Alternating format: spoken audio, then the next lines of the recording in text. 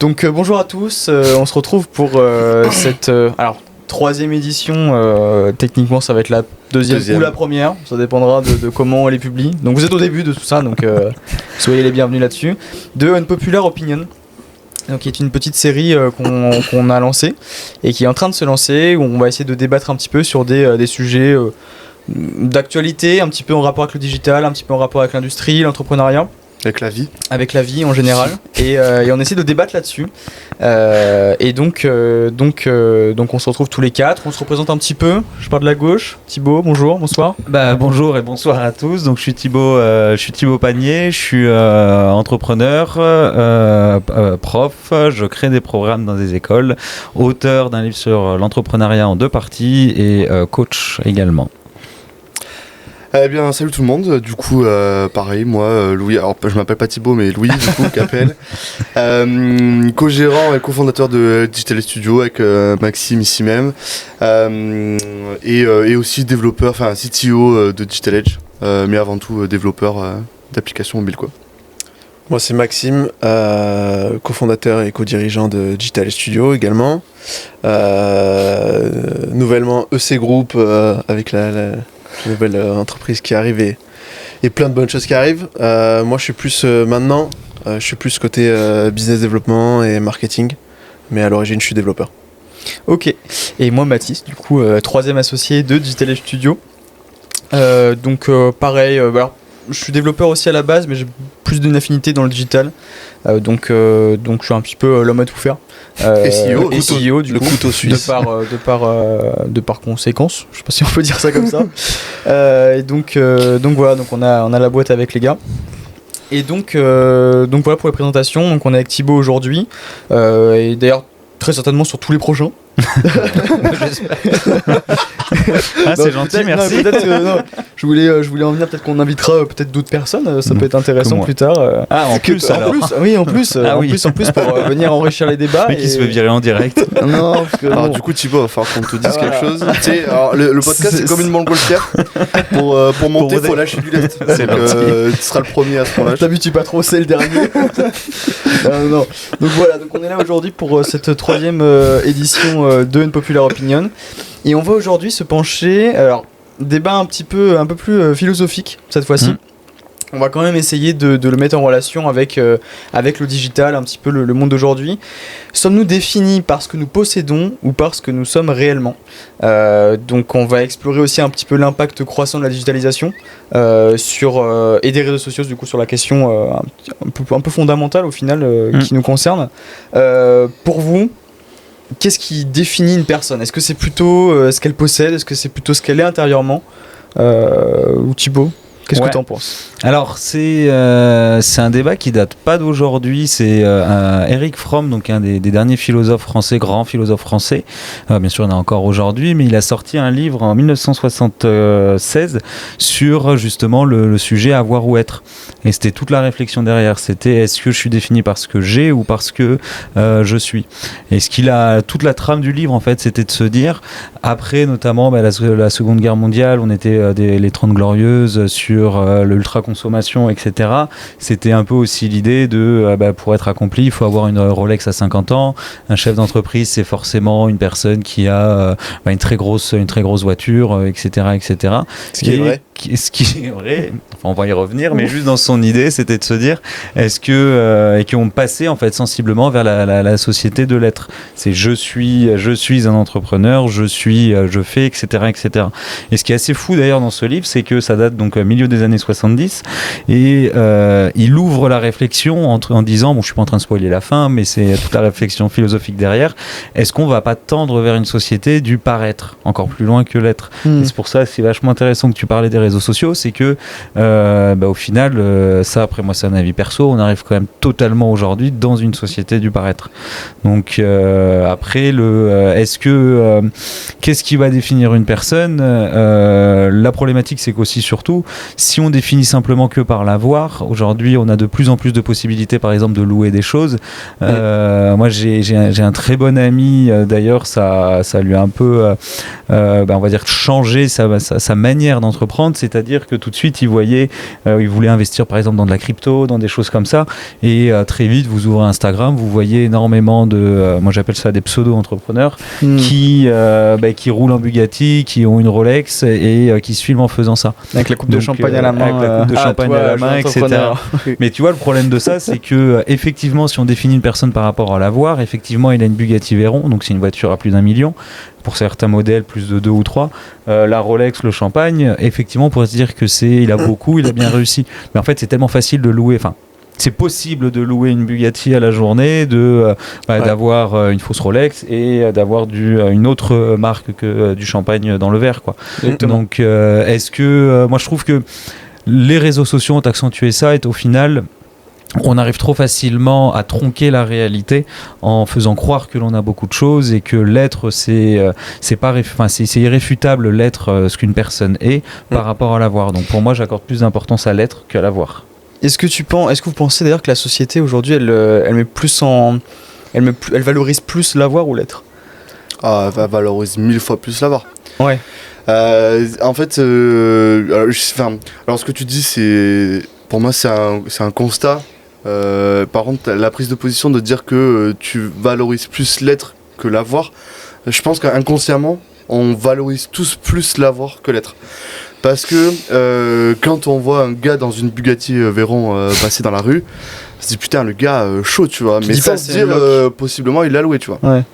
Et évidemment, avec le recul, après tu te dis ouais, possiblement il l'a loué, pareil, possiblement sa Rolex c'est une fausse, etc. Mais l'image tout de suite que t'as du gars ou la fille, elle est tout de suite, tu le places sur un piédestal comparé à un gars qui est à côté en Clio et qui possiblement a beaucoup plus de patrimoine que le gars en Bugatti. Donc évidemment, pour moi, on valorise beaucoup plus l'avoir, et les réseaux sociaux, évidemment, ça pour le coup, il modifie vachement la perception de ce qu'on a, ce qui est important. À travers tous les algorithmes qui mettent en relation et en avant tous les contenus. Aujourd'hui, c'est beaucoup plus valorisé d'avoir une vidéo qui fait réagir que d'avoir. Mais c'est de la faute des gens. Oui, c'est parce que les gens ils réagissent. Mais je le vois sur les réseaux sociaux type professionnel, type LinkedIn. Le but, clairement, c'est on voit beaucoup les 5 hacks, les 5 machins, alors qu'en vrai, t'apportes assez peu de valeur. Tu cherches juste à te faire reconnaître, mais en fait, dans tous les cas, ça a toujours existé. C'est du marketing de base, d'essayer de faire du putaclic un peu comme ça l'était sur YouTube. Ça l'est toujours, mais ça l'était beaucoup il y a quelques années. Donc dans tous les cas, il y a toujours ce paraître qui est important. Maintenant, est-ce que ça reflète réellement est-ce que ça reflète vraiment la personne qui, par exemple, quand elle porte du Ami ou ce genre de choses, est-ce que ça reflète vraiment la personne en tant que telle? Je sais pas. Moi, typiquement, quand j'ai un cours ou quoi que ce soit, ça va plus être la personne, ce qu'elle dégage au global, que juste par les vêtements qu'elle peut porter. Ouais, ou je suis pas d'accord, ça, parce que pour l'avoir vécu, c'est encore un petit peu quand on était à l'époque à l'école, et c'est vrai qu'on a eu des cours où on a eu des experts comptables qui nous ont donné des cours de gestion d'entreprise. Le mec était arrivé chemise jean, alors peut-être le mec il a de l'argent, peut-être le mec il s'est investi, etc. Mais il tape pas forcément dans l'œil, tu vois. Tu vas lui donner raison à ce qu'il dit et la valeur à ce qu'il dit de par son métier. Mais c'est vrai que tu as des intervenants qui peuvent venir, petit clin d'œil à Thibaut, c'est comme ça qu'on s'est rencontrés à l'époque, habillés en amis, mais tu peux même raconter toute l'histoire globale, ouais. C'est vrai que pour raconter, moi j'aime beaucoup en fait tout simplement la mode, j'aime beaucoup les marques et des beaux habits, et c'est vrai que je mets de l'argent dans les habits, ça c'est indéniable, et c'est vrai que c'était le problème c'est que ça contredit totalement ma position, mais c'est vrai qu'on s'est parlé, tu t'es dit potentiellement c'est un bon entrepreneur parce qu'il les avait exactement. Malheureusement mais qu'est-ce qui m'a conditionné à penser ça, quoi? Est-ce que c'est parce que je regarde trop les réseaux et que sur les réseaux les bons entrepreneurs montrent leur fortune? Parce que tu dis qu'il a de l'argent et qu'il a réussi en fait. C'était même pas sur une question d'argent, c'était plutôt sur une question de goût. Alors non, mais c'est vrai, je suis pas du tout d'accord avec toi, parce que pour le coup Bernard Tapie disait un écrivain ou un journaliste plutôt, il a le prix Pulitzer. Un très bon acteur, il a le prix, il a le César ou l'Oscar. Ouais. Et l'entrepreneur, lui, son prix, c'est l'argent en fait. Ouais. C'est sa réussite.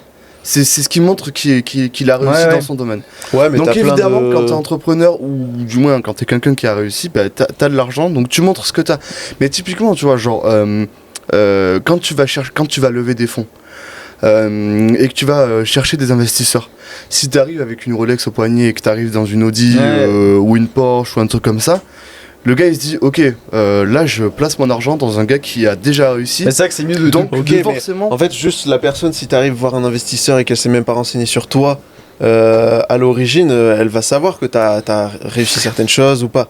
Alors, donc dans tous les cas, oui, t'arrives avec une Rolex. Pas si t'es sur une mentalité de montrer, de montrer ce que t'as, tu feras pas ça sur les réseaux à côté. Donc Bien sûr. si tu pourras pas montrer que t'as réussi à côté si t'es pas dans cette Mais démarche. t'as des prix qui existent. Oui, Forbes, mais, Undercertic, oui, mais tu payes. Si t'es pas dans bien sûr, là, mais en fait, ça prouve. Après, je veux juste nuancer ce que tu as dit. La problématique, tu vois, si pour d'arriver dans une levée de fonds et d'arriver de montrer que tu as déjà une Audi et que tu as par exemple une Rolex.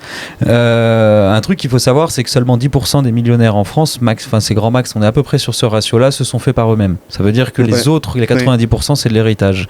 Et il y a une différence aussi entre une personne qui s'est créée lui-même ou alors qui a hérité. C'est aussi potentiellement, je dis pas que tous les héritiers sont comme ça, mais c'est un peu la dalle et essayer de se battre, etc. Une personne qui est au million, qui a hérité de 2 millions, mais c'est pas pareil qu'une personne qui s'est créée bien sûr, seule, tu vois. Ça, on est d'accord. Donc c'est peut-être pas bon. Et d'ailleurs, on parlait d'avoir si on reste sur les levées de fonds, c'est complètement différent de faire une levée de fonds pour une première entreprise ou faire une levée de fonds pour une deuxième entreprise.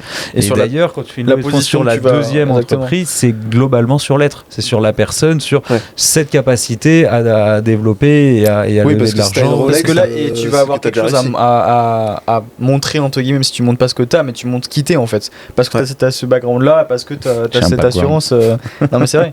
Non, mais c'est totalement ça. En fait, je suis d'accord. En fait, là. En fait, c'est compliqué parce que le succès de ta levée de fonds, elle va se faire sur l'être. Parce que, évidemment, c'est toi qui l'as réussi ou pas. Sauf que le gars en face de toi, il va avoir un a priori en te voyant arriver avec cette Rolex. Bien sûr. Donc forcément, tu pars avec des bons points. Ouais, mais du coup, en fait, si t'arrives avec une Rolex, c'est que en fait, t'as déjà réussi ta vie, donc la personne sait que... Enfin, justement, tu le disais, tu vas pas aborder la levée de fonds de la même manière que si t'as rien, t'as pas de Rolex, t'as juste des habits classiques. Ou alors on va se dire, ok, c'est un héritage, tu vois. Comptez le mot de combien de fois on a dit le mot Rolex pendant le... Parce qu'à 50 ans, on aura tous une Rolex. Non, mais de toute façon, tu as une phrase qui est très simple, c'est qu'on n'a qu'une seule chance de faire une bonne première impression, et surtout qu'on se fait l'image et l'idée d'une personne au bout de 3 secondes. Et d'ailleurs, c'est très compliqué de changer ça. Et tu vois, si on revient au cours de ce que tu disais tout à l'heure, bon, ça, je sais que c'est un gros sujet à débat, mais j'en avais parlé avec des étudiants. Actuellement, j'ai à peu près 37 cours dans 6 écoles, et à chaque fois, j'essaye d'en parler avec eux. Moi, je me souviens que c'était très bête, en fait, comme réflexion, mais je sais que je l'avais quand j'étais plus jeune, c'était de me dire, si tu viens m'apprendre l'économie, j'ai envie que tu aies réussi, et ensuite tu viens me l'apprendre. Exactement. Et quand j'étais en école à Londres, donc en université, et là-bas c'est vrai que ma prof d'éco, c'était de marketing, c'était l'ancienne directrice de marketing, du coup chez Jaguar et Land Rover. Et puis là je trouvais c'était assez incroyable, il n'y avait rien à prouver. L'autre manière de prouver, donc on était vraiment dans l'aide, c'était un statut, c'était un poste, ou alors justement ce qu'elle va montrer exactement ce que tu disais.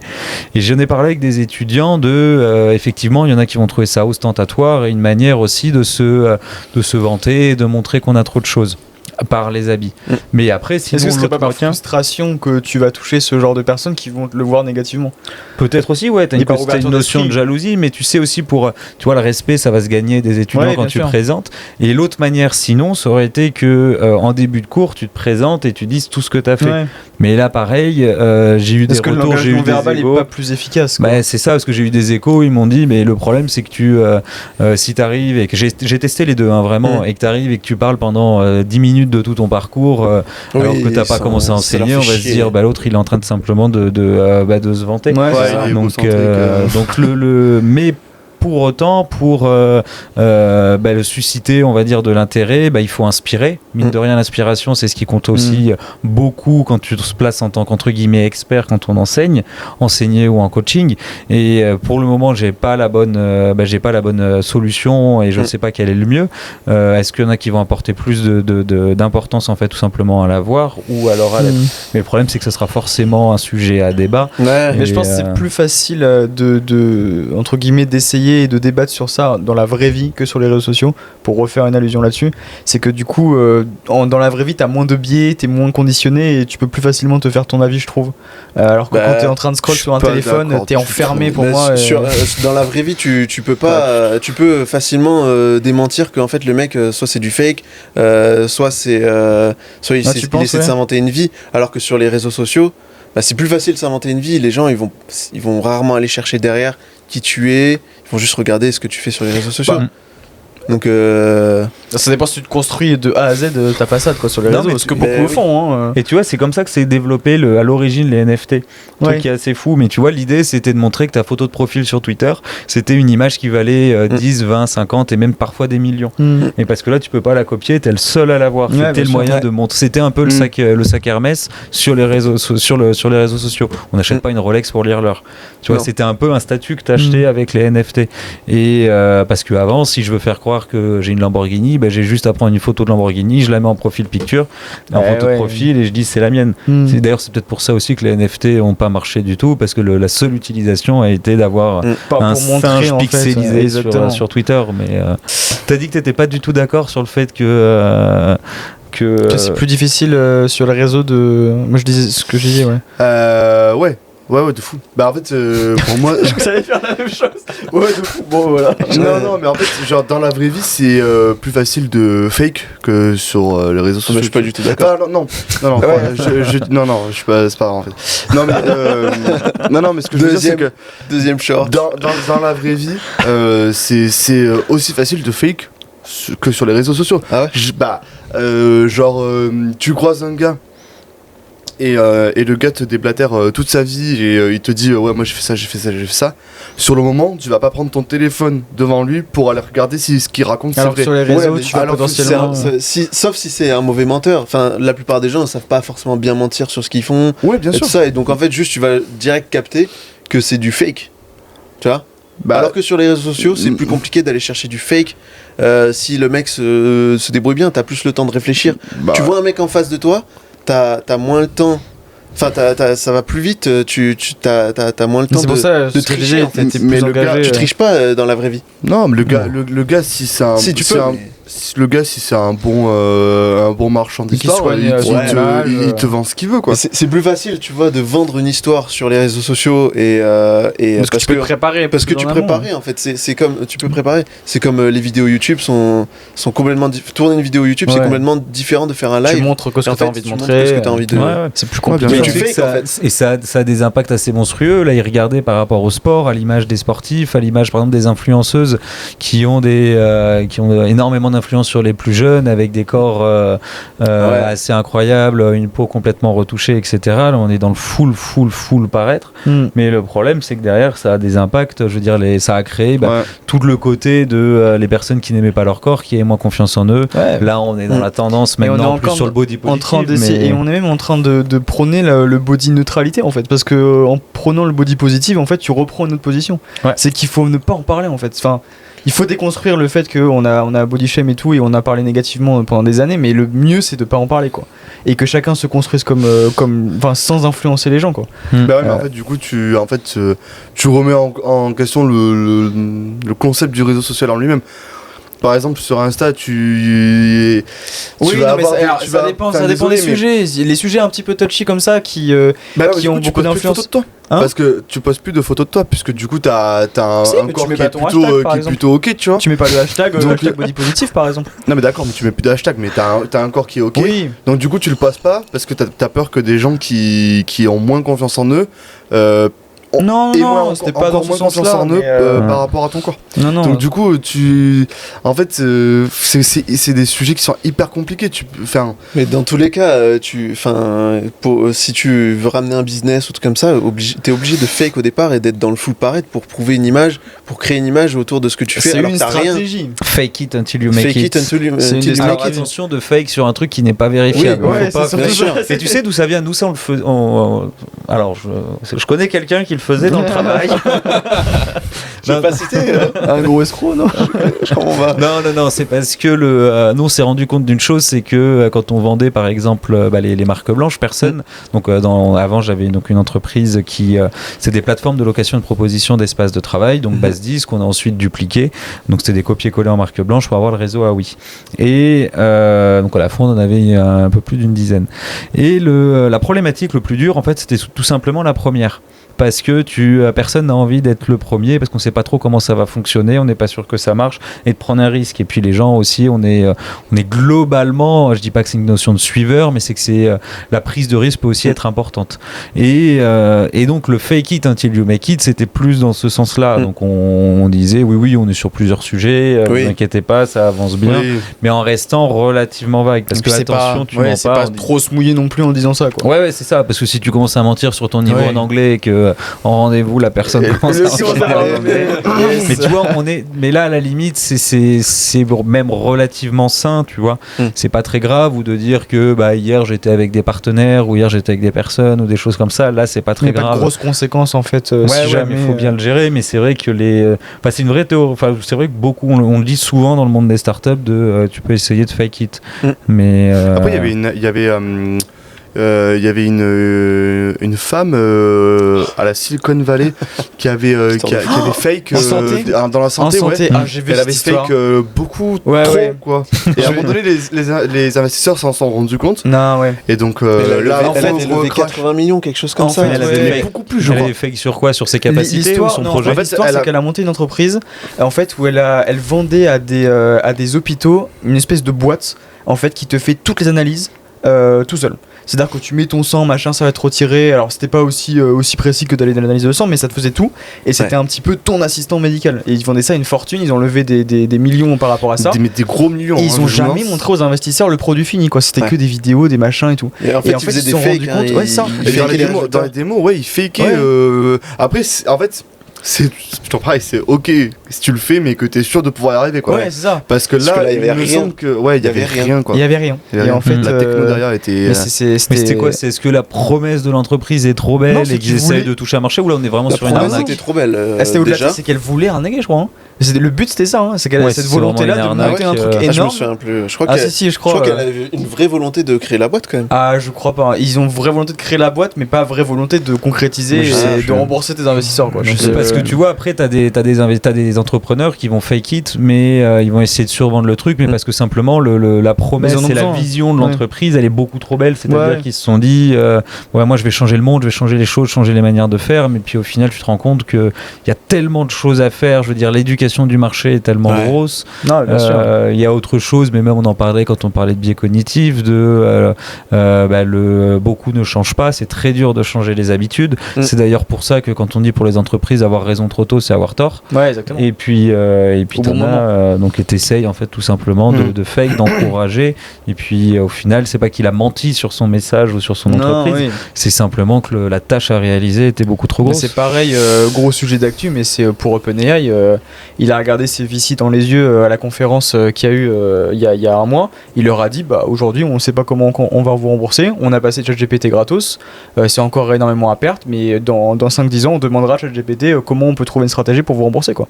Et tout le monde a rigolé sauf lui, parce qu'il était sérieux. Sam Altman il était sérieux en disant ça, quoi. Parce que là, depuis, est-ce que c'est 2016 là, où ils ont commencé à travailler sur OpenAI?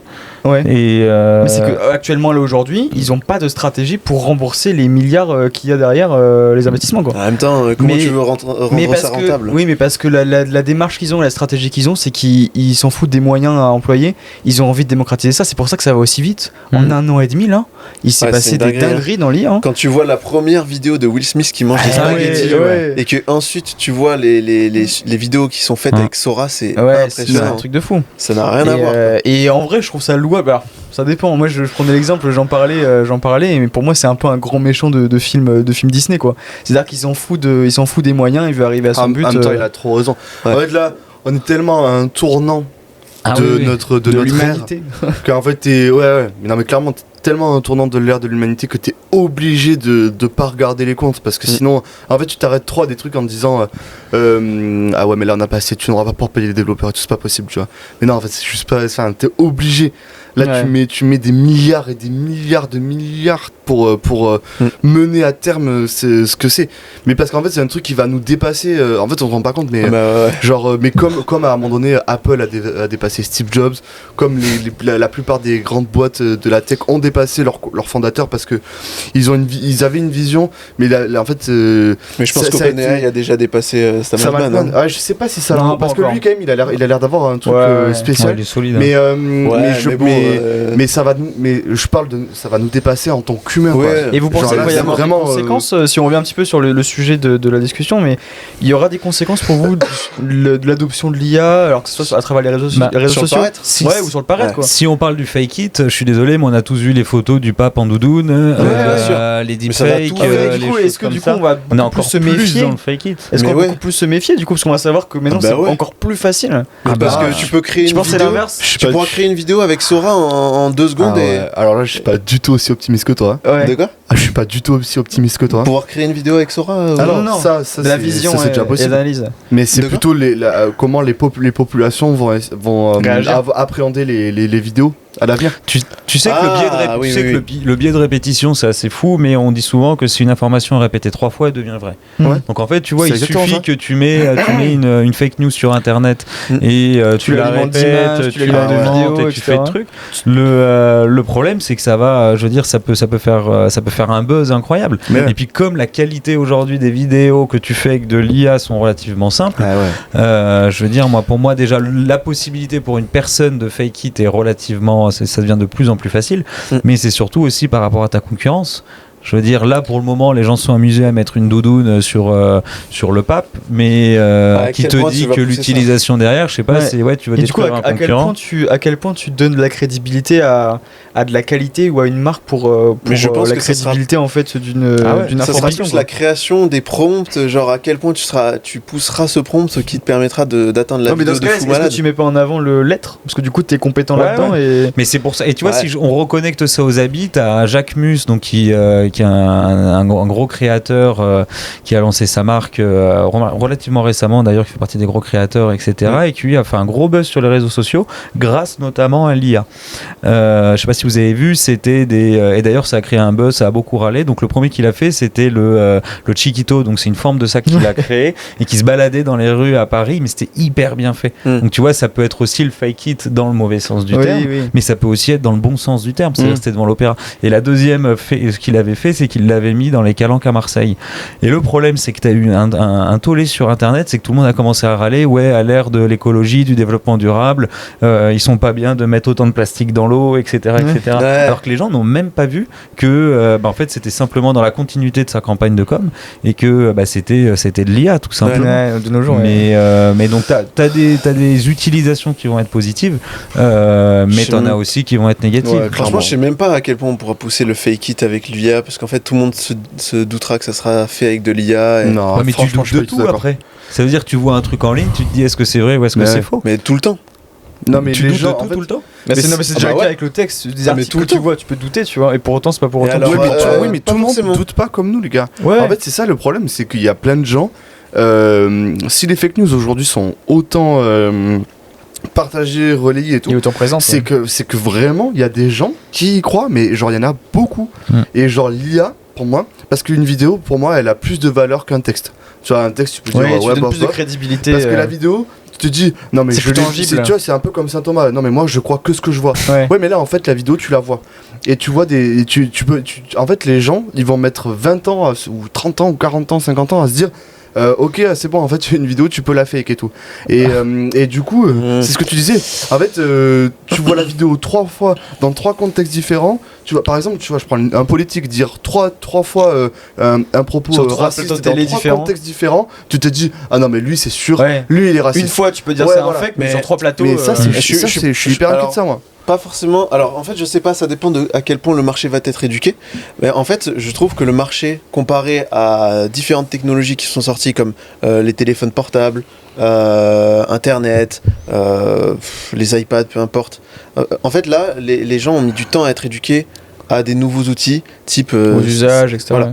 Alors que l'IA, même mes parents qui ont mis du temps à s'adapter à certaines technologies, là, ils sont adaptés à ces C'est technologies. plus accessible, ouais. Bah ouais, en fait, c'est du prompt, c'est du language, enfin c'est Langage si tu- naturel. ouais, ouais. c'est du langage naturel. Donc, Ouais, en mais- fait, plus tu vas pousser cette idée, et en fait, tout le monde en parle de l'IA, ça va tellement vite que tout le monde en parle, que du coup, en fait, les gens sont éduqués, ils vont savoir que des vidéos existent et que tu peux créer des vidéos et fake des vidéos. Oui, mais ça, à la limite, t'es au courant de l'information. C'est comme tu sais qu'il y a des fake news et il y a des vraies infos. Non, c'est pas pour autant Tu vois, que- c'est pas pour autant que tu sais lesquelles sont vraies, lesquelles sont fausses. Bien Tu vois, derrière. Et là, de ce que tu disais avec tes parents, c'est vrai que peut-être qu'ils utilisent ChatGPT, mais c'est techniquement, tu vois, la fracture digitale n'a jamais été autant importante. La différence entre les moins bons et les meilleurs, parce qu'en plus, t'en as qui vont stagner et d'autres qui vont faire qu'augmenter. Donc mathématiquement, tu vois, ça s'écarte. Mais plus ça va être facile, plus il va y avoir d'outils et plus de personnes vont gérer en fait tout simplement l'utilisation de l'IA, plus tu vas avoir potentiellement d'ailleurs des fake vidéos en ligne, une utilisation derrière. Mais c'est pas parce que tu sais qu'il y en a que tu sais lesquelles sont vraies ou Bien lesquelles sûr. sont fausses. Tu vois, j'ai essayé, c'est tout bête, mais quand je reprends juste par rapport aux copies, là maintenant on a cette question de l'utilisation de l'IA dans les devoirs. Tu vois, nous quand on en corrige, on a des gros trucs on a des mémoires à corriger, etc. Et tu as quelques outils qui existent aujourd'hui, donc Reverse.IA, des choses comme ça. Ouais, mais bon. Et au final, ils te disent, bon bah 80% de chances que ce soit utilisé avec Ouais. ChatGPT. Ah, pour Ok, faire la mais- reconnaissance, ouais. Reconnaissance Ouais. d'IA, mais avant, tu vois, ça veut dire que potentiellement, est-ce que chaque fois que tu vois une vidéo, Non, il faudra que parallèlement tu aies un outil, que tu te dises, est-ce que oui ou non, Mais c'est ce qu'il c'est une voulait. vidéo Il voulait proposée essayer par de créer l'IA. un espèce de watermark ou même un peu sur les mêmes technologies, Ouais. un peu que la blockchain, pour te certifier qu'un Ah, c'est ce que contenu a j'allais été dire. généré par IA, c'est ça. Mais j'aimerais Mais bien ça va être rebondir, compliqué à mettre en place, quoi. Tu nous décris J'aimerais une bien- watermark Une watermark avec un filigrane en français. Ce que vous voyez, je sais pas, je prends l'exemple d'un photographe, quand il va vendre Ouais. ses photos, il va les envoyer à un Ouais. client et pour qu'il puisse les visualiser, il met un gros texte dessus en noir en disant ou en mettant son nom pour pas que ce soit exploitable, mais pour qu'on puisse quand même la visualiser. C'est comme quand Donc, tu vas sur le site Shutterstock et que tu c'est essaies ça. de télécharger Exactement, c'est marqué une- Shutterstock en gros et Ouais. tu peux pas l'utiliser quoi. Ou alors tu peux l'utiliser mais tu passes pour un guignol quoi. Mais j'aimerais Ouais, bien chacun son rebondir budget. sur, Ouais, c'est vrai. sur la correction des copies. T'as des trucs à Sur la dire correction des copies. Ok. Partons du principe que tu corriges des copies actuellement. Hein J'en ai. Pourquoi on corrige toujours des copies en fait? Parce qu'en fait, tu sais que ça va toujours être utilisé avec l'intelligence artificielle. Mais même nous, avant, Mais- on trichait en fait. Quand t'avais des devoirs maison, tu trichais. Non, Bah. jamais, papa, maman, jamais. Mais- Mais- Non, mais elle est là la vraie question, c'est Non. est-ce que c'est toujours utile de faire Alors, des devoirs qui Et toujours peuvent dans être l'être faits- ou le paraître, est-ce que tu vas te donner à faire un devoir pour paraître pertinent, pour monter en compétence, ou c'est pas juste pour faire comme tout le monde peut Voilà, mais Pour une bonne note. Alors tu vois le truc, ça c'est une question qu'on a eu, on a créé avec mon père là, on travaille avec des écoles sur des business games et notamment un IA game. Et en fait l'idée derrière c'est que ce qu'il faut comprendre c'est que l'IA ne va pas remplacer ton travail, l'IA est un outil de travail supplémentaire, c'est un truc qui va t'aider. Et comment est-ce qu'on a réussi à créer l'IA game pour contraindre les élèves à l'utiliser? C'est-à-dire que la tâche à réaliser dans le temps imparti est impossible à faire à la main. C'est-à-dire qu'ils ont tellement de boulot à faire qu'ils sont obligés de le faire, de le faire en fait simplement en utilisant des c'est outils. trop bien ça. C'est trop malin. Et ouais, mais c'est comme ça que tu utilises l'IA en fait. Ouais, mais du coup, ça Ouais. correspond parfaitement Ouais, mais à ce qu'il faut faire. et tu vois, c'est là où le changement à la limite n'est peut-être pas assez rapide avec les écoles, mais on en discute de toute façon. Mais c'est-à-dire que maintenant qu'on sait, on peut pas interdire l'IA de toute façon, comme on n'arrivera Ouais, pas c'est forcément à impossible, les connecter. c'est Mais par impossible. contre, c'est juste qu'il faut devenir beaucoup plus exigeant. Ce qu'on demandait avant des dossiers, bon peut-être pas rajouter des pages au dossier parce qu'il faut penser aux Non, mais pauvres de la correcteurs. pertinence et de Mais la d'être profondeur. beaucoup plus exigeant intelligent, ouais, l'IA est un outil, l'IA n'est pas quelque chose qui va vous remplacer. Et c'est là où à la limite t'as du boulot, c'est que les gens pensent que quand on dit intelligence artificielle, que ça réfléchit comme nous, mais c'est pas du tout la même chose, ça réfléchit pas de la même manière. Il faut juste être beaucoup plus exigeant sur ce que tu demandes et d'aller beaucoup plus loin, quoi. Mais dans tous les cas, l'IA va remplacer des métiers, c'est indéniable. En transformer plus, je dirais, mais en fait, je pense pas, parce que t'as plein de métiers qui sont redondants. Je sais pas. Certains métiers, malheureusement, les métiers de secrétaire, je pense que, tu vois, maintenant, Apple a sorti Apple Intelligence, qui a du contexte. Je suis désolé, mais quand tu as tout ce contexte et que tu sais comment ça fonctionne et que tu as aussi les lois en accès illimité et hyper rapidement, en fait, il y a plein de choses qui vont être remplacées. Je dis pas que ça va être fait tout de suite, mais je pense que d'ici 5-10 ans, le métier de secrétaire peut-être changera, mais assistant. Mais sera réduit énormément. Ouais, mais tu vois, tu prends tous les métiers, simplement, on parlait de création de texte avec de l'IA. Est-ce que, là, c'est une question posée ouverte, mais est-ce que l'IA va pas remplacer tous les community managers, les blogueurs, c'est pas probablement. Tout ce qui crée... C'est juste que ça va créer de nouveaux métiers. Et d'ailleurs, alors j'ai une crainte par rapport à ça, c'est que ça bouge tellement vite qu'on n'arrive pas à créer des métiers assez vite. Et ça, je sais pas si on va réussir à le faire. Créer des métiers. Expliquer ce que tu fais. Non, mais même pas. Mais c'est qu'on découvre des usages assez rapidement. C'est vrai, il faut y répondre aussi vite, quoi. Et ça que c'est. Parce qu'en fait là, quand on a eu des fractures technologiques, des évolutions technologiques énormes précédemment, avant l'IA. On avait du temps, en fait. On avait du temps, ça mettait toujours du temps à se mettre en place. Là, l'IA évolue tellement vite. Enfin, je sais pas si vous vous rendez compte. Mais... Notre seule limite, c'est l'imagination, et donc du coup, on invente plein de solutions, plein de cas d'usage, plein d'utilisations au quotidien. Mais par contre, il faut que ça suive, et c'est vrai que c'est plus compliqué à mettre en place parce que c'est pas aussi rapide, quoi. Mais c'est le patron d'Harvard qui disait, l'ancien directeur d'Harvard, les gens préfèrent créer des jobs que de reprendre des jobs. C'est-à-dire que c'est une vraie tendance d'entrepreneur. De toute façon, on est tous autour de la table dans l'entrepreneuriat. Certains ont quitté pendant leurs études, mais j'en fais partie aussi. Mais c'est l'idée aussi derrière, c'est que tu as vraiment cette tendance en plus à l'entrepreneuriat. Et d'ailleurs, si on connecte au sujet être ou avoir, tu as une vraie tendance à je suis entrepreneur. Ouais, et t'en as beaucoup. Et tu vois, t'as cette mode et c'est. Où j'entreprends.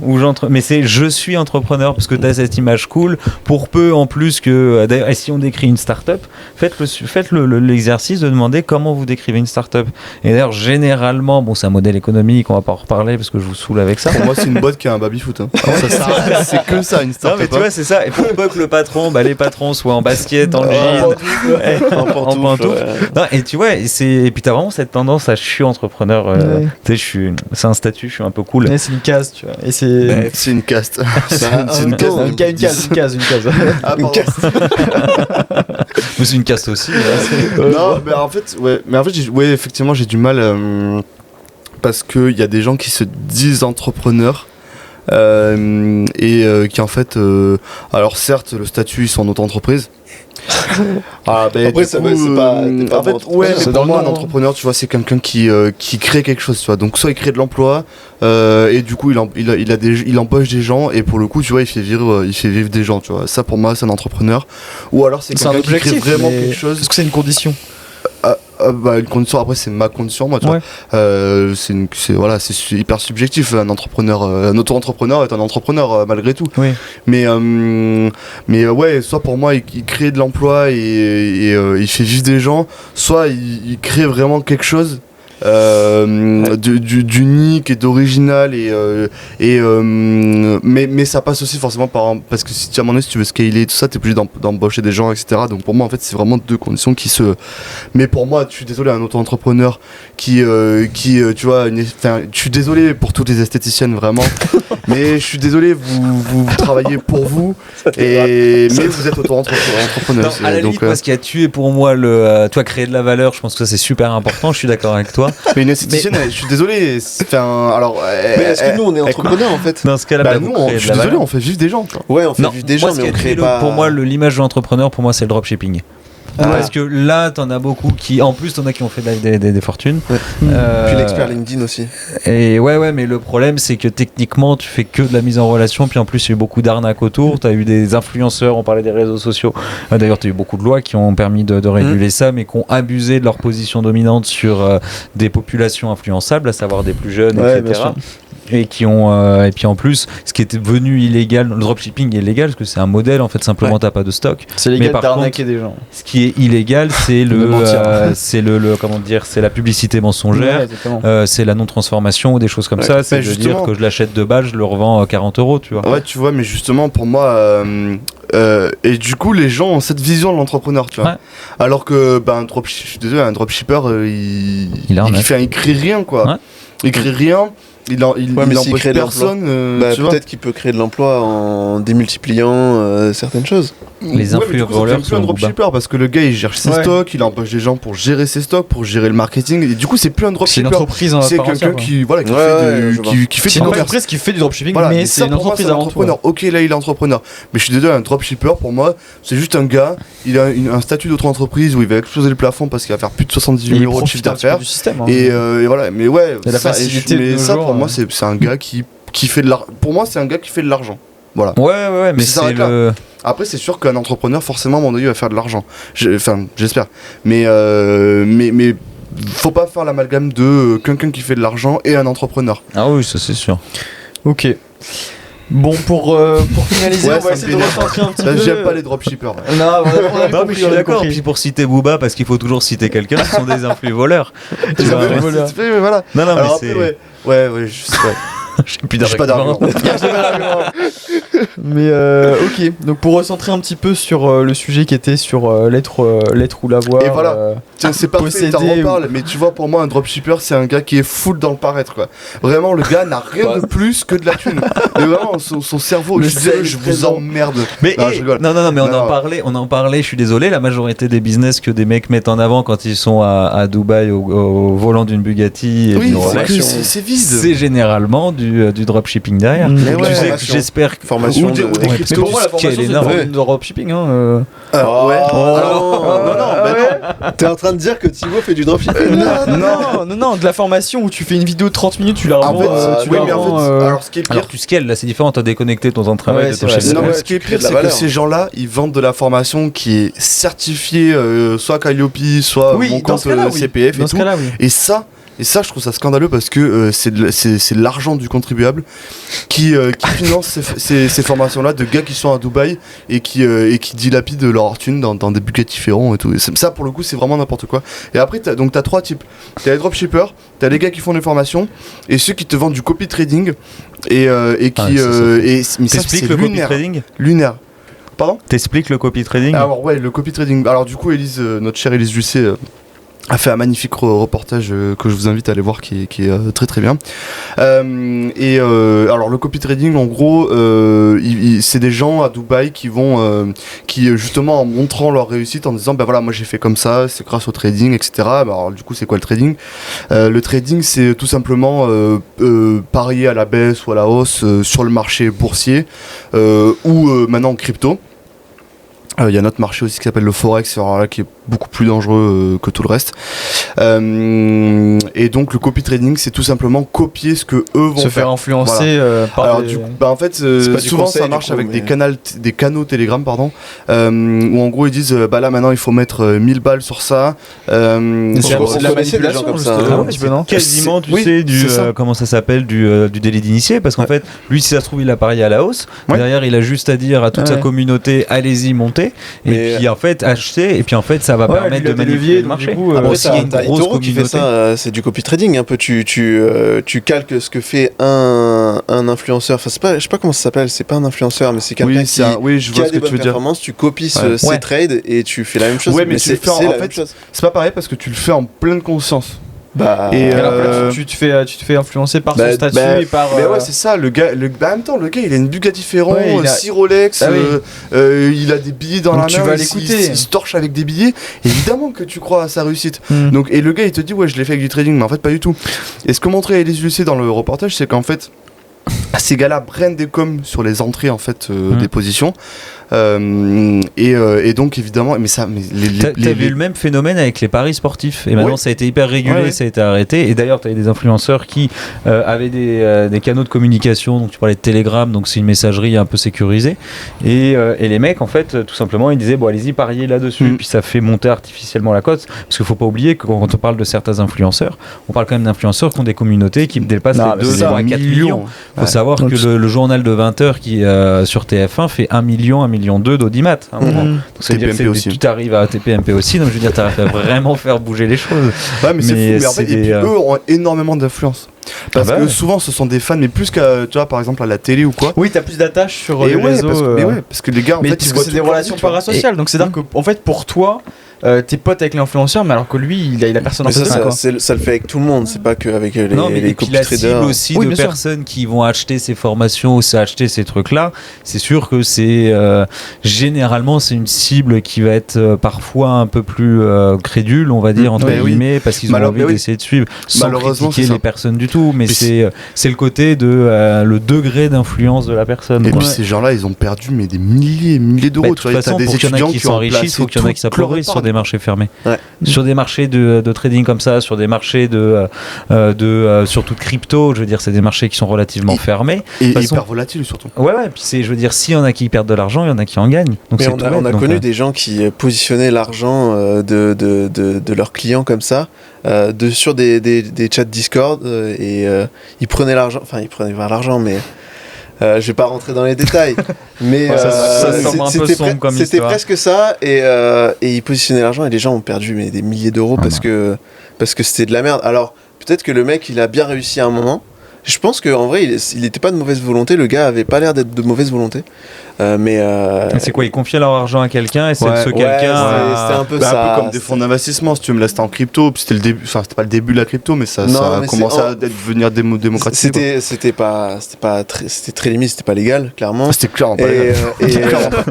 Il n'y avait même pas de statut juridique, enfin il n'y avait pas de société, il n'y avait rien. Et donc le mec prenait de l'argent des mecs qui étaient sur Discord, il y avait du monde, il y avait une centaine de personnes, et du jour au lendemain ça a fermé parce qu'ils n'arrivaient plus à attends, je sais plus pourquoi, mais en fait, ils n'arrivaient plus à payer les gens. Rembourser les gens, quoi. Non, mais ouais, c'était une folie. Alors après, pour le coup, c'était pas tout à fait pareil qu'un fonds d'investissement parce que tu mettais pas l'argent dans la société. Tu donnais ton compte à la personne qui positionnait pour toi. Lui s'occupait de trade pour toi, quoi. Ah ouais, ok. Mais c'était n'importe quoi. Ouais, c'était pas légal, mais bon, voilà. Non, mais c'était du conseil. Après, je suis désolé, mais techniquement parlant, t'as aussi une responsabilité de la part des personnes qui ont donné leur.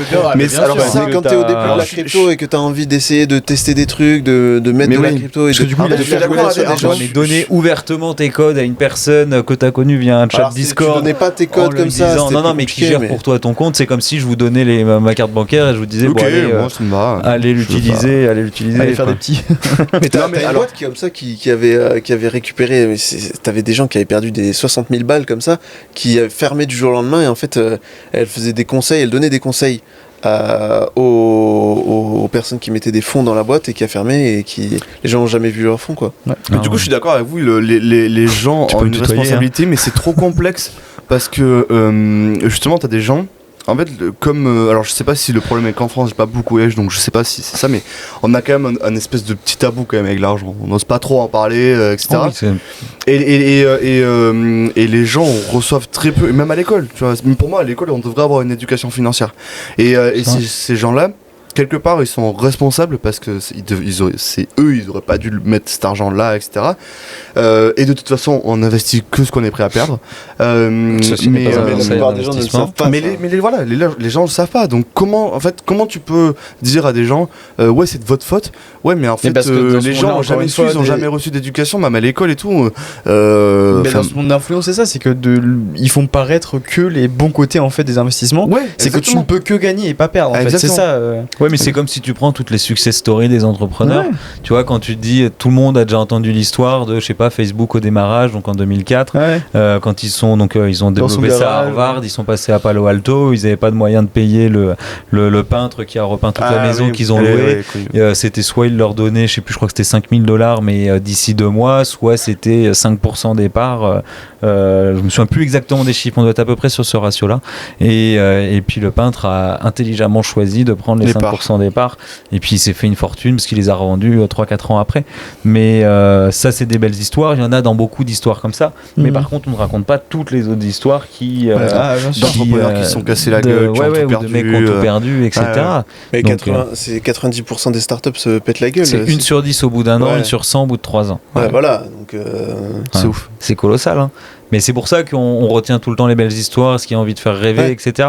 Mais quand je disais que c'était de leur faute, c'était pas méchant pour les accuser, mais c'est une question aussi d'éducation. Enfin, je veux dire, on arrive maintenant à pister les arnaques. Il n'y a pas une excuse, quoi. Ouais, et puis tu donnes pas tes codes de carte bleue au téléphone, même s'il y a encore des personnes qui sont arnaquées. Et ils sont de meilleurs hommes, ils sont de plus forts hommes. Et même s'il y a des commerces qui le demandent encore, hein. Moi, je sais jamais de la vie je donnerai mes codes de carte bleue. Mais moi, tu génères une carte bleue à usage unique. Mais j'avais réservé un escape game dans Bordeaux et il m'avait demandé mon numéro de carte bleue pour prendre une empreinte, quoi, au téléphone. Donc du coup, j'aurais dit attendez 5 minutes, je génère juste une carte bleue avec un plafond. Du coup, tu pouvais pas être prélevé, tu vois, mais il voulait absolument rentrer la carte bleue sur le logiciel, quoi. On parlait de process, vous savez, dans le positionnement, etc., etc. Moi, je suis désolé, ça c'est une raison pour laquelle je quitte le. Jamais je serais client aujourd'hui. En plus, un escape game, c'est un truc qui est logique, enfin, je suis désolé, je vais pas être sévère. Non, déjà qui brasse, mais c'est plus le côté ils sont positionnés digital. Bien sûr. Pas comme s'ils n'étaient pas éduqués au digital, ils n'avaient pas les outils numériques et l'autre il te demande au téléphone une empreinte. T'es éduqué à tout ça. Donc pour toi, mais il y a plein de gens. Je pense que 90%, c'est en train de baisser la courbe, évidemment, elle baisse parce que les gens s'informent, en parlent, ça se démocratise. Mais t'es éduqué. Et vraiment, je pense que, j'ai pas les chiffres précis, mais je pense que vraiment entre 85 et 90% de la population n'est pas averti sur ces sujets-là, quoi. Ouais. Et c'est un vrai sujet, quoi. T'as une chaîne YouTube, je sais pas si vous la connaissez, qui démasque les brouteurs. Sans dose. Ouais, c'est le meilleur. Si vous pouvez, tous ceux qui nous regardent d'ailleurs, si vous voulez être curieux de voir. Donc Sandoz, c'est un hacker en fait techniquement, qui est super bon et qui détecte. Donc un brouteur, c'est une personne qui se fait passer pour une autre. Donc quand vous avez sur Facebook ou Instagram ou sur tout autre canal une femme incroyablement belle qui tombe amoureuse de vous subitement et qui demande est-ce que tu veux pas m'envoyer de l'argent, je suis bloqué à l'aéroport, etc. Et en fait lui son truc c'est justement d'intégrer, de pénétrer ces réseaux et de réussir en fait tout simplement. On les croise dans la rue d'ailleurs, pareil, il y a plein d'anecdotes comme ça. Un brouteur. J'étais à l'arrêt de tram, il y a un anglais qui arrive, qui me parle en anglais, il me demande si je parle anglais et tout, et il me dit ouais je suis désolé, je fais la traduction, hein. Je suis désolé, je suis bloqué à Bordeaux et tout, faut que je remonte à Paris, mais je me suis fait voler mon portefeuille, j'étais au commissariat et tout, et le mec me dit est-ce que tu peux me retirer de l'argent et je te fais un virement, et il me montre son compte en banque avec une application que j'avais jamais vue, tu vois, son application en banque il y avait 5000 balles dessus, mais je lui dis je suis désolé mon pote, mais si t'as envie de va voir le commissariat, ils m'ont dit non ils peuvent rien faire, je lui dis va voir l'ambassade, je sais pas, trouve quelque chose, mais moi je te fais pas confiance, je lui ai dit clairement, et il m'a dit ok c'est bon, laisse tomber, et le mec était clean, tu vois, et je peux comprendre, mais ça m'étonnerait que tu vas voir à la gendarmerie, tu vas voir à l'ambassade, ils te trouvent pas une solution. Enfin, je sais pas, ça me paraissait trop gros pour être vrai, quoi. Oui, non, puis c'est très bizarre, mais c'est hyper bizarre, ouais. Mais t'as ça sur internet et t'en as qui sur internet, c'est encore plus facile de tomber là-dedans. T'en as qui sont encore plus faciles. Et puis de toute façon, le côté de t'as une nouvelle personne qui t'aime beaucoup sur internet. Vous vous souvenez de ce virus qui avait fait énormément de mal? C'était Tu me manques. Je sais pas si vous l'avez vu. Quelque chose, ça. Et c'était un cheval de Troie en fait, tout simplement. Ouais. C'est-à-dire que l'autre fois je voyais une stat qui était assez folle, c'est 99% des virus c'est une faute humaine. Oui, et donc le meilleur hacker du monde aura besoin d'avoir simplement une action humaine en fait, un défaut. Bien sûr. Et c'est plus simple, et maintenant ils mettaient en fait, c'est un peu sur la même logique des brouteurs, c'est qu'ils vont traquer en fait des personnes qui vont peut-être avoir un moment de faiblesse à un moment ou un peu plus vulnérables ou un peu plus esselés en fait tout simplement, et puis se faire passer, apporter de l'amour ou des choses comme ça. Et là le I Miss You c'était ça, donc c'était en anglais, et puis c'était la personne cliquait dessus en fait sur le lien, et puis après forcément il y avait une action du clic, un truc se télécharge, là ça te pompait toutes les données, mais t'en as qui ont perdu des fortunes, mais à coup de faire plusieurs virements d'affilée, mais on parle de centaines de milliers d'euros. Il y a des gens qui se sont suicidés pour ça. Ah oui, ils sont encore plus loin. Ouais. Et là c'est plus grave que de l'argent, c'est chaud. Hein. Il y a des gens il y a un gars, justement dans une des vidéos de Sandoz, il y a un gars, il a quitté ça. Alors lui, il s'est pas suicidé, il a quitté sa famille pour rejoindre. Alors c'était une secte. dans mon souvenir. Et voilà, tendu. Ouais. Non, c'est pour ça. On va, on va essayer de finir un petit peu cet épisode parce qu'on a commencé à dériver pas mal. Ouais, je vais essayer de clôturer il y a quelques minutes déjà. Ouais. Mais on est resté quand même dans le thème parce que même en parlant un petit peu de l'influence que peuvent avoir certaines personnalités publiques ou quoi à travers les réseaux pour influencer, c'est sur le paraître quoi. C'est essayer de montrer une façade, montrer les avantages, montrer que et jouer là-dessus avec la manipulation quoi. Oh. Donc pour compléter sur le paraître, regardez toute l'étude. Moi, ça m'avait choqué quand j'étais beaucoup plus jeune. C'était au présidentiel où il y avait François Hollande. Ouais. Et ben, juste avant les présidentielles, il avait perdu pas mal de poids. Quand Sarkozy, Ouais. regardez le nombre d'articles et d'études qui étaient sortis sur lui à ce moment-là. Ce que j'ai trouvé fou d'analyse en termes de paraître, c'était que on a été capable de déblatérer un nombre d'informations incroyables au moment des présidentielles sur le fait qu'il ait simplement perdu du poids. Alors qu'on s'apprête quand même à élire un représentant du peuple français. c'est ça, mais c'est en fait, toujours ça décalé partout. en fait. Il y a toujours un décalage par rapport Dans à tous ça. les cas, en fait, là, justement, du coup, je suis en train de lire le livre Influence et manipulation, et je suis à justement cette phase du paraître. Il faut savoir que moi, à l'origine, j'étais pas d'accord forcément sur ce paraître-là. Est-ce que des pulls de marque ou des Des habits de des chaussures, marque des globales, sneakers, ouais. pour apporter une valeur, faisait preuve d'autorité. En fait, il faut savoir que quand tu es à un feu rouge, tu as plus de chances de klaxonner une voiture qui est une Twingo qui coûte pas très cher qu'une voiture, une Porsche par exemple, qui est arrêtée et qui Ouais, ne c'est vrai. démarre pas. Parce qu'en C'est fait, vrai. la plupart des gens, il y a une étude qui a été faite sur ça. La plupart des gens pensaient que ils allaient plus facilement klaxonner la Porsche par exemple que la Twingo. Par jalousie. Par jalousie, je sais pas, Et puis au final, ils pensaient que justement ils allaient plus klaxonner cette Porsche tu là. restes plus terre à Alors qu'en terre. réalité, en fait, ça faisait preuve d'autorité. Tu n'osais pas en fait aller klaxonner le mec Ouais. qui avait sa Porsche en fait. Ah, je vois ce que tu veux dire. Et donc moi, alors c'est vrai que à l'origine, je me positionnais sur. T'aurais klaxonné la Porsche, toi? J'aurais klaxonné la Porsche, mais en réalité, qu'importe, la ouais. réalité, c'est qu'en fait, c'est pas vrai quoi. Ouais. Mais- Ouais. Et même là-dessus, moi, je pose des questions en cours quand on parle de ces sujets-là, aussi pas mal d'images, de perceptions. C'est tout bête, mais dans l'esprit de chacun, c'est des questions ouvertes que je pose. Et à la limite, si j'espère qu'il y aura des commentaires autour. Mais vous avez deux banquiers qui arrivent, vous devez faire un prêt. Il y en a un qui arrive en costume 3 pièces et l'autre en chemise hawaïenne. Lequel allez-vous choisir? Mais Si on va bien même sûr. plus Ça en loin. dit long sur ta personnalité. Hein, Ouais, de non, mais choisir, même de choisir l'un ou l'autre, parce que tu vas te dire, bah tiens, un costume 3 pièces, c'est beau, c'est la norme, c'est comme ça. Ou alors l'autre, s'il est en chemisette hawaïenne, c'est peut-être qu'au final, Oui, il a c'est très très bien ça, réussi. Mais pareil, autre chose, vous avez deux restaurants, il y en a un, c'est des tables en inox, l'autre à côté, c'est des nappes en tissu, avec des serviettes en tissu, etc. Lequel est le meilleur? Ou juste Tu vois. avoir du monde dans ton restaurant. Ou juste avoir du monde dans ton restaurant. Vous avez deux terrasses, vous allez là où c'est plein. Ouais, bien sûr. C'est bête, Le parce monde que attire le c'est... monde.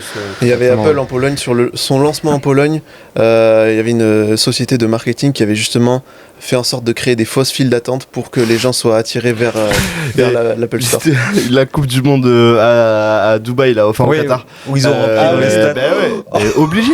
Ouais. Obligé, parce que tu es obligé de montrer une belle image, mais c'est le paraître. Ouais, pareil. T'as l'impression que le pays est fou parce qu'il y a du monde et tout, mais en fait, il y avait Ouais, il y avait personne. Et puis les conditions étaient Mais terribles aussi. d'hébergement et rien tout, ouais. qui était finalisé sur Ouais. les conditions Ouais. d'hébergement. C'est n'importe quoi. Ok, bah merci les gars pour cet Merci. épisode. Merci. Je pense qu'on a réussi à débattre, on a posé 2-3 questions ouvertes. Ça pourrait être intéressant d'avoir l'avis de tout le monde. Ouais, l'avoir ou l'être, et est-ce qu'on est vers le C'est vrai paraître que c'est quoi. très clivant aussi comme débat, Ouais. donc parce que malheureusement, je sais pas, mais c'est vrai qu'on peut, c'est soit on prend position sur l'un, soit on prend position sur l'autre, quoi. C'est compliqué d'être sur les deux en même temps, donc ouais. Et bien à la prochaine pour le prochain épisode, et puis salut à tous. Ciao, ciao.